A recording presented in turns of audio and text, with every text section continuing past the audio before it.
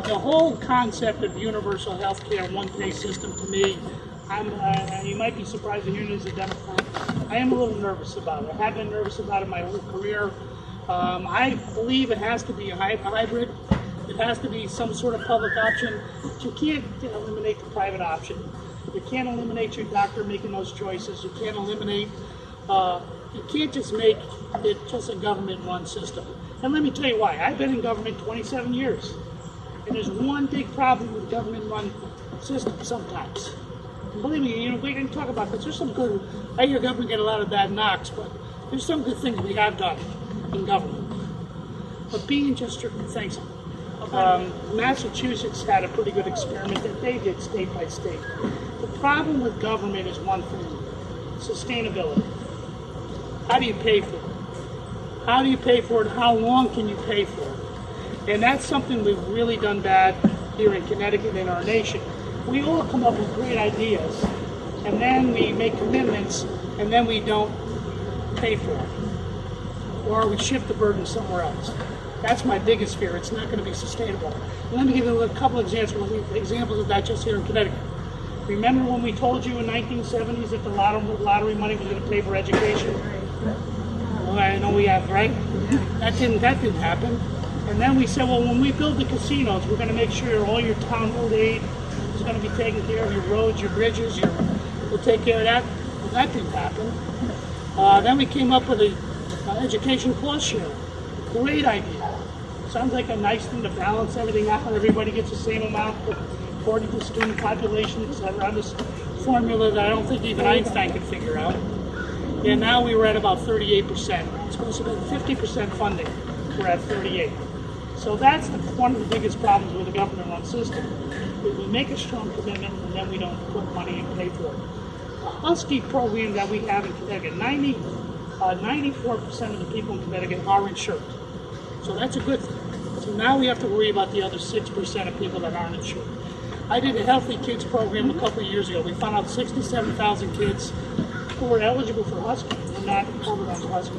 We found out that 2/3 of those 67,000, just by a little bit of research, we found out were Latino.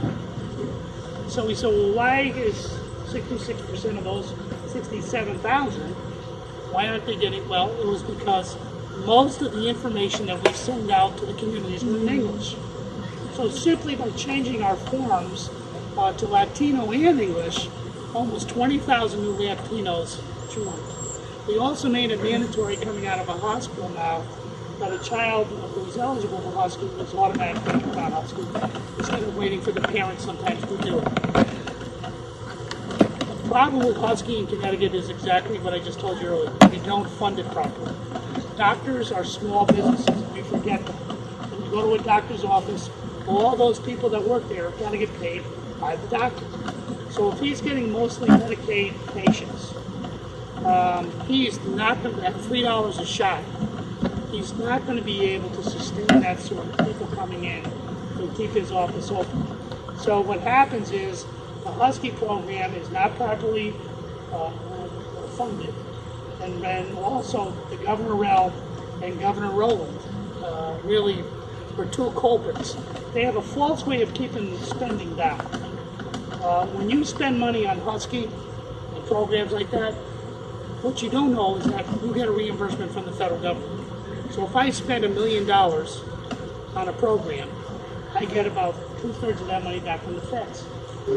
So if you properly reimburse and you make sure you get back the federal funding, it's not about trying to keep the false way of keeping your spending down. It's what's due to us. Those hundreds of millions of dollars that we send to the federal government that we never get back, that's our money.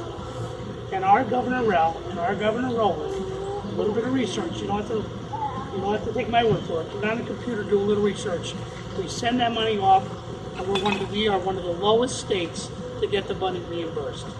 In order for us to have a good program here to cover all the people under health care in Connecticut, we have the program here. We don't need to reinvent the wheel. We don't need other new concepts or ideas. You need to take what you have and just properly fund it, and you will have a good healthcare system here in Milford, in Connecticut. And then the other part is for adults. We just had somebody here earlier just left, They got laid off, and that's a serious situation. Laid off, and they're on COBRA. Well, do we have a portion which is an adult husky too?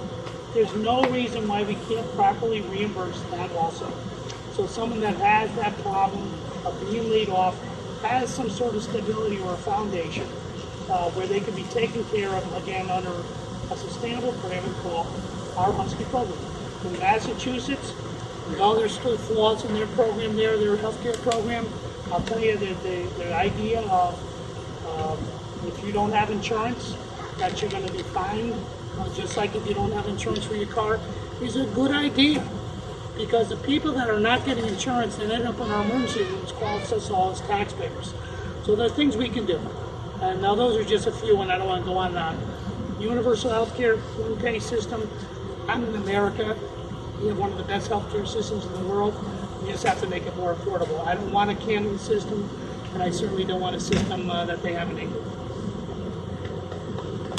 Thank you.